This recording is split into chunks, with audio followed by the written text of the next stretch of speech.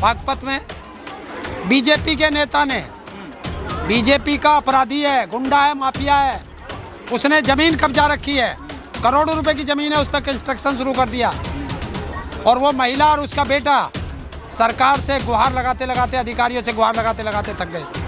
परसों बीजेपी के मंत्री केपी मलिक है, कोई मंत्री बनाया, उससे उनने गुहार लगाई है। क्या योगी बाबा का बुलडोजर वहाँ चल गया या डीजल खत्म हो गया बुलडोजर का? जवाब दे सकते हैं? 2014 में जब महंगाई, 2014 से पहले ये सड़कों पे जो मुजरा करते थे सिलेंडर लेकर बीजेपी वाले, और गले में प्याज डाल डाल के और कमीज निकाल निकाल के जो करते थे, तो फिर देश की गद्दारी के लिए करते थे। आप जवाब दे दो, जवाब दो। दूसरी चीज, जब पेट्रोल इनके हाथ में नहीं, डीजल इनके हाथ में नहीं, वो बाजार भाव पे, तो फिर इस मंत्रालय की आवश्यकता क्या? देश के अंदर से एयरलाइंस खत्म कर दी भारत की, तो फिर एयरलाइंस मिनिस्टर की जरूरत क्या? वो हराम की तनख्वाह क्यों ले रहा है जनता के पैसे की, टैक्स के पैसे की? इसे हिंदू मुस्लिम की लड़ाई मत बनाओ। ये देश की जनता का ध्यान भटकाना।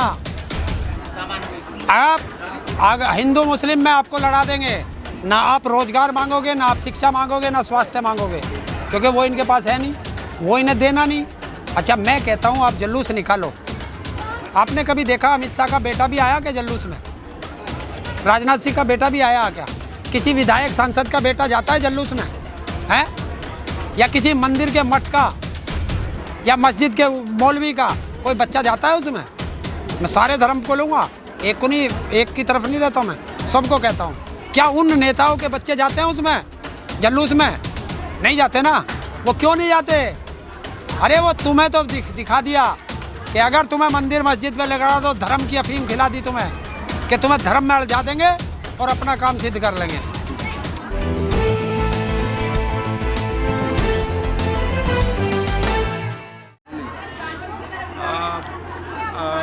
रामदेव बाबा के बोल बिगड़ गए हैं ताऊ जी, जिस तरीके से कह रहे हैं कि हमारा पूछ पारेगा के, तो इसको आप कैसे देख रहे हैं? क्योंकि ये सोशल मीडिया पर बड़ी तेजी से वायरल हो रही है। देखिए, उसे कहते हैं लाला रामदेव, और लाला रामदेव है, और वो अब इंसान तो रहा नहीं, वो बन गया जानवर।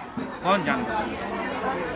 रामदेव जानवर एक नया पैदा हुआ है, क्योंकि इंसान के कभी पूछ नहीं होती, पूछ होती है जानवर के। तो वो कह रहा मेरी पूछ फाड़ लो, तो कौन सा जानवर है? अब वो रामदेव जानवर है।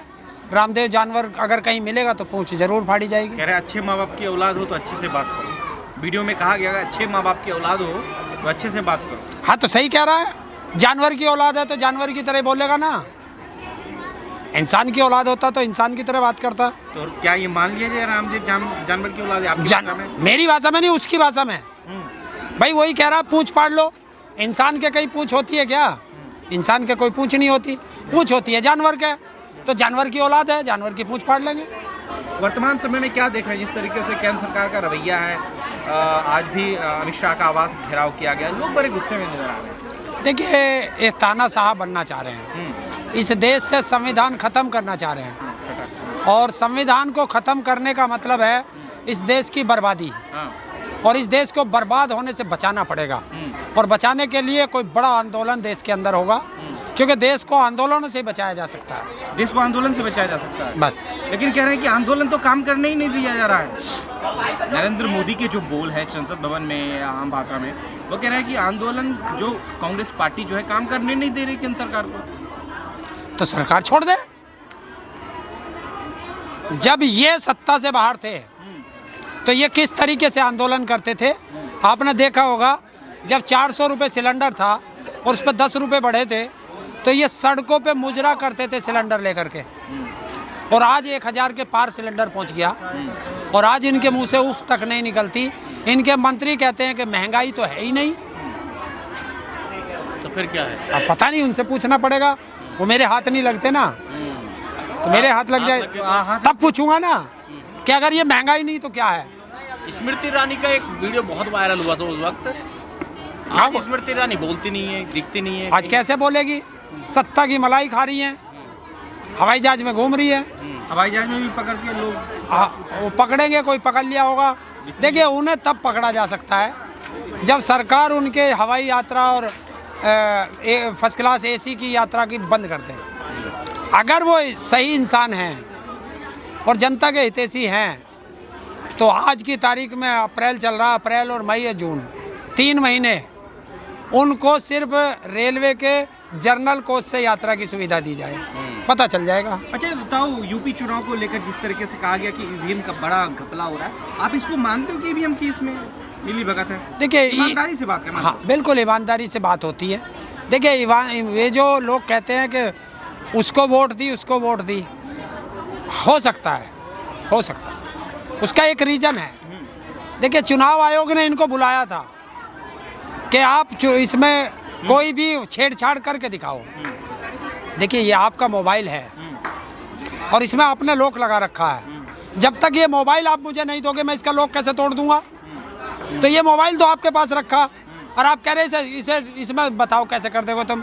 तो जब ये मेरे हाथ में आएगा मैं इसे खोलूंगा तभी तो मुझे पता चलेगा कि इसमें कौन सा सॉफ्टवेयर यूज के रखा। कह रहे कि कचरे में ईवीएम पकड़ी गई। हाँ नहीं नहीं, ट्वीट नहीं है, वो सत्य है, सत्य है। बनारस में पकड़ी गई हैं ईवीएम, सड़कों पे पकड़ी गई हैं, बरेली के अंदर कचरे की गाड़ी में ईवीएम पकड़ी गई है। 20 लाख ईवीएम अभी भी गायब है। इस बात को आप सही ठहरा रहे हैं, सही करार दे रहे हैं? देखिए जो हाँ ये लोग बाग बता रहे हैं कि 20 लाख गायब है, कुछ लोग कह रहे हैं कि 4 लाख कांग्रेस के टाइम में गायब थी। तो ये उस समय से जोड़ी जा रही हैं जब से देश में ईवीएम आई है। नरेंद्र मोदी ने कहा कि जो हमारे सपनों का भारत है, स्मार्ट इंडिया, डिजिटल इंडिया, जो गांव गोद लिया गया था, बड़ी तरक्की कर रहा है, उसका एक अलग बजट तैयार किया गया है जो अब हिसाब मांगा जा रहा है लोगों से, सांसदों से। तो आप उसको कैसे देख रहे हैं? विकास तो लोग बाकी। देखिए मोदी जी देश का सबसे झूठा प्रधानमंत्री, दुनिया का सबसे झूठा। आप डिजिटल की बात कर रहे हो, जब चुनाव की बात आती है, जिला पंचायत के चुनाव हुए, प्रधानी के चुनाव हुए, वो बैलेट पेपर से हुए। जब विधानसभा के चुनाव हुए उसमें भी तो हार हुई सपा के। कौन कह रहा है? जब जिला पंचायत के चुनाव हुए बीजेपी हारी थी, लेकिन अध्यक्ष बने बीजेपी के। अब जब विधानसभा के चुनाव हुए तो ईवीएम से हुए और अब विधान परिषद के चुनाव हुए तो बैलेट पेपर से हुए। क्यों भाई, ये दोहरा रवैया क्यों? सरकार से पूछ सकते हो आप लोग, या सरकार जवाब दे सकती है? नहीं दे सकती। ठीक है। बात डिजिटल की करते हो, जब तुम्हारा काम आता है डिजिटल में करने का तो कर देते हो। आप चलिए मेरे साथ गाजियाबाद और जाइए आप पूरे गाजियाबाद में जहाँ जहाँ भी राशन बट रहा है, आप जाइए उसके यहाँ राशन के देखना है। वो 5 किलो के पे आपका अंगूठा लगवाएगा और 4 किलो आपको राशन देगा। कहाँ मोदी जी सो रहे हैं, योगी जी सो रहे हैं? ये उनकी नाक के नीचे है। जब से सरकार बनी है यूपी में योगी की, बुलडोजर बहुत लोगों पे चल रही है। सोशल मीडिया पे ना एक बड़ा लोग त्राही माम है कि फालतू लोगों पर जिसका कोई लेना देना नहीं, उस पर भी बुलडोजर चला दी गई है। परसों की बात है, बागपत में बीजेपी के नेता ने, बीजेपी का अपराधी है, गुंडा है, माफिया है, उसने जमीन कब्जा रखी है, करोड़ों रुपए की जमीन है, उस पर कंस्ट्रक्शन शुरू कर दिया। और वो महिला और उसका बेटा सरकार से गुहार लगाते लगाते, अधिकारियों से गुहार लगाते लगाते थक गए। परसों बीजेपी के मंत्री केपी मलिक है, कोई मंत्री बनाया, उससे उनने गुहार लगाई है। क्या योगी बाबा का बुलडोजर वहाँ चल गया या डीजल खत्म हो गया बुलडोजर का? जवाब दे सकते हैं? बनारस में मोदी की नाक के नीचे बाहुबली की पत्नी जीत गई, क्या उसके यहाँ बुलडोजर चला है? क्या ये कहते थे, दूसरी पार्टियों को कहते थे परिवारवाद है, बिरादरीवाद है? आपको पता है कल जो विधान परिषद के चुनाव हुए, 36 सीट के अंदर 18 मुख्यमंत्री की जाति के हैं। अब बताओ जातिवाद कौन कर रहा? क्या मोदी जवाब दे सकता है? योगी जवाब दे सकता है? नहीं दे सकता। ये कह रहे हैं कि आप कितना भी महंगाई बढ़ा लो, लेकिन जो बीजेपी के लोग कह रहे हैं ये देश हित की बात है, कुछ दिन की बात है, उसके बाद महंगाई खत्म हो जाएगी। 2014 से पहले सारे ये गद्दारी में खा रहे थे। और जब 2014 में जब महंगाई 2014 से पहले ये सड़कों पे जो मुजरा करते थे, सिलेंडर लेकर बीजेपी वाले, और गले में प्याज डाल डाल के और कमीज निकाल निकाल के जो करते थे, तो फिर देश की गद्दारी के लिए करते थे। आप जवाब दे दो, जवाब दो। दूसरी चीज, जब पेट्रोल इनके हाथ में नहीं, डीजल इनके हाथ में नहीं, वो बाजार भाव पे, तो फिर इस मंत्रालय की आवश्यकता क्या? देश के अंदर से एयरलाइंस ख़त्म कर दी भारत की, तो फिर एयरलाइंस मिनिस्टर की ज़रूरत क्या? वो हराम की तनख्वाह क्यों ले रहा है जनता के पैसे की, टैक्स के पैसे की? है कोई जवाब देने वाला? अडानी दुनिया के सबसे रईस आदमी में से आ गया, हिंदुस्तान का सबसे नंबर 1। लोग कह रहे हैं कि जल्द ही जो है अंबानी का पतन होने वाला, अडानी उसकी जगह लेने वाला। इसको कैसे देखें? वो तो ले चुके हैं। अंबानी से ज़्यादा संपत्ति उसकी हो गई, अंबानी से ज़्यादा दौलत उसकी हो गई, एशिया में नाम हो गया उसका। कैसे, यहाँ कहाँ से दौलत आ रहा है इतना? है कहाँ से आ रहा है इतना दौलत? वहाँ से आ रहा है जब देश की संपत्ति कौड़ियों के भाव अपने मित्र को बेचोगे तो बढ़ेगा। अभी इस समय ना मस्जिद और मंदिर की लड़ाई बड़ी तेज है। करौली में हो, बिहार में कई बार देखा गया कि मुस्लिम के मस्जिदों पर जो है भगवा रंग चढ़ाया जा रहा है, राम राम चिल्लाएंगे, हम राम को लाए हैं, जो राम को लाए हैं वो राम को लाएंगे, इस तरह की बातें चल रही है। मुसलमानों के बारे में कह रहा है टोपी वाले नीचे झुककर श्री राम बोलना होगा, इस तरह की बातें। देखिए, आप बेफिक्र रहें, यो हिंदू मुस्लिम की लड़ाई नहीं है ना, इसे हिंदू मुस्लिम की लड़ाई मत बनाओ। ये देश की जनता का ध्यान भटकाना। आप हिंदू मुस्लिम में आपको लड़ा देंगे, ना आप रोजगार मांगोगे, ना आप शिक्षा मांगोगे, ना स्वास्थ्य मांगोगे, क्योंकि वो इनके पास है नहीं, वो इन्हें देना नहीं।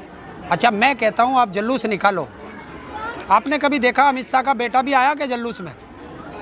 राजनाथ सिंह का बेटा भी आया क्या? किसी विधायक सांसद का बेटा जाता है जुलूस में? है? या किसी मंदिर के मठ का या मस्जिद के मौलवी का कोई बच्चा जाता है उसमें? मैं सारे धर्म को लूँगा, एक को नहीं, एक की तरफ नहीं रहता, मैं सबको कहता हूँ।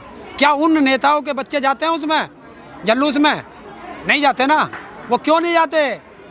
अरे वो तुम्हें तो दिखा दिया कि अगर तुम्हें मंदिर मस्जिद पे लगा दो, धर्म की अफीम खिला दी तुम्हें, कि तुम्हें धर्म में अड़जा देंगे और अपना काम सिद्ध कर लेंगे। इस वीडियो में कही गई सभी बातें वक्ता की अपनी राय है, जिसकी पुष्टि हम या हमारा चैनल नेशन टाइम नहीं करता।